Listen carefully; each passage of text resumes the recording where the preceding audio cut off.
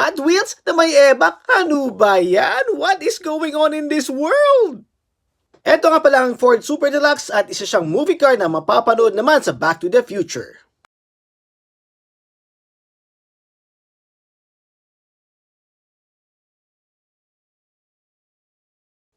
For the sake of entertainment, hinawakan ko talaga tong Hot Wheels na may gearbox, aray ko! Pero ang tanong ng madlang people, natatanggal ba ang gearbox sa sasakyan na to? Let's find out! Boom! Ayan na! Ang gearbox natanggal nga. At wow, ang ganda pala ng loob nito. Sabi nga nila, do not judge a book by its cover. Ang galing!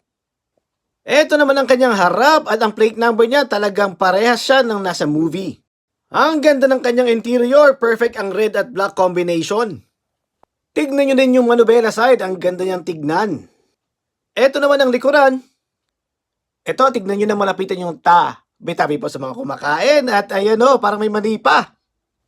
So ayan ang Ford Super Deluxe from Back to the Future movie. And I think this is one of the coolest car na nilabas ngayong 2025.